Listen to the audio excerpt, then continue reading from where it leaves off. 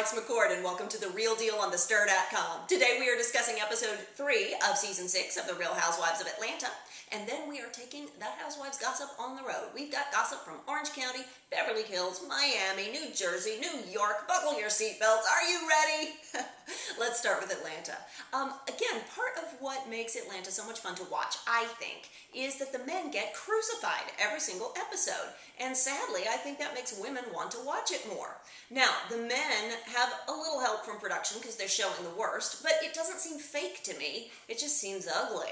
Yikes. So Apollo is upset about everything, but reading between the lines with that family photo shoot, I think that Apollo didn't realize that not only were they doing a family photo shoot, but it was also being shot for Housewives. It seems like he felt like he was being ambushed. Well, 2 words for you, Apollo. Google Calendar. Put everything that's being filmed in the calendar. Don't forget to check it. You'll never be surprised. You'll look better on camera.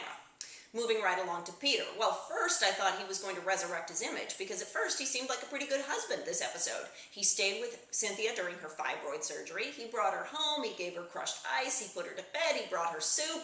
And then he started lecturing her about how she could be a better wife. And now that we've dealt with this little problem, he wants more sex and she needs to step up. Yikes. Come on, Peter. Now, sidebar. Do you see that the level of medical access on the Housewives is just getting higher and higher? I mean, we saw Cynthia on the table. We saw bloody syringes. Wow, I am very glad that I am not on a show anymore and not having any procedures being filmed. Eek! Next on Atlanta, another reason why I think everyone loves it is that the caricatures, the stereotyping is firmly in place. We have Portia the sniveling whiner. We have Cynthia as the tragic heroine. Nene is the fallen angel, sort of, falling from the grace of glee. And Kenya brings the crazy with her twerking and her wedding dress stealing. I mean, Kenya is crazier than Kelly Ben-Simone ever seemed. Now, about that contacts, weave, and implants 911 call, which was pretty fabulous, did you notice that the landlord's face was blurred out? Yet, you could hear that audio clearly. Here's what I think happened. I think that Ms. Landlord absolutely flat out refused to sign a release. I betcha that the producers went to the police and requested the tape of the 911 call. Because if you listen to that 911 audio, it sounds very clear from the 911 side. And the caller, the landlord, is a little bit muffled. I think that's what happened. Last Atlanta point.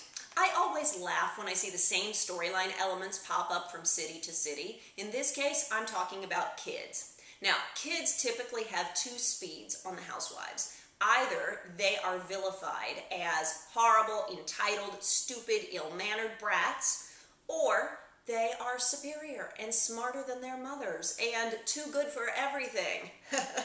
First, we saw this with Avery Singer and Ramona in season 1 of New York. And this week, we see it with Candy's daughter, Riley. Well, Candy has been whining and moaning all season about how Mama doesn't like Todd.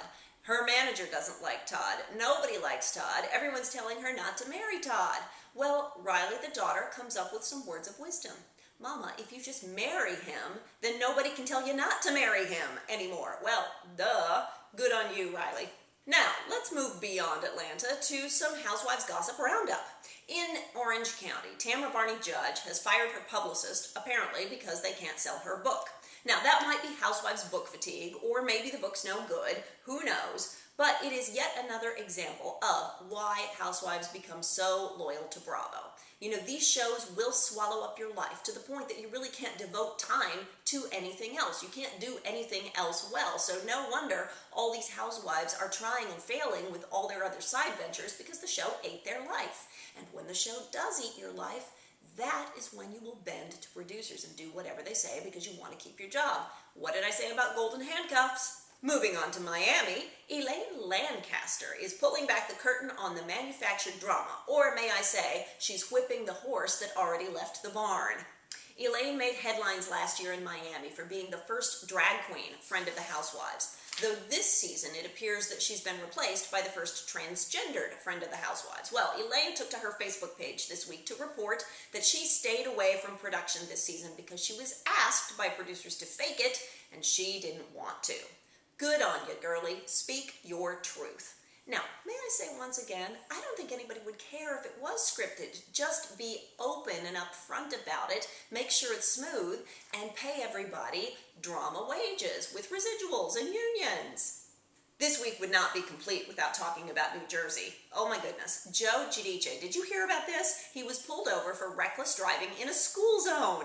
ABC News reported it, and Reality T popped up with a little research. His license has been suspended 47 times since 1987. 47! What? Now, he was meant to stand trial tomorrow with that using a fake ID to get a license case for the DMV when his license was suspended. That trial has now been postponed until 2014 after he and Teresa sit trial for their 39 counts of fraud. So who knows what's going to happen with that case. No matter when that case comes up, clearly this man either needs to stay home or let his daughters drive him because they would do a better job. And in Beverly Hills, the alliances have been drawn for the season. Now, the season is starting off a little boring for me, but it's clear that it is Brandy and Lisa and Yolanda versus Kim and Kyle.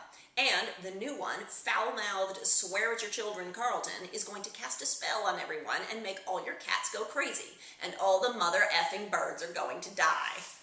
I predict Beverly Hills will end this season in a face-off between Carlton, armed with a pentagram, and Yolanda, armed with a cleanse. And I can tell you right now which one scares me more. How about you?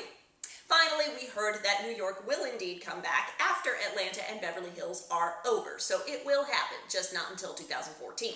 For now, I am Alex McCord. You are watching The Real Deal on thestir.com. Let me know what you thought in the comments, and I will see you next time.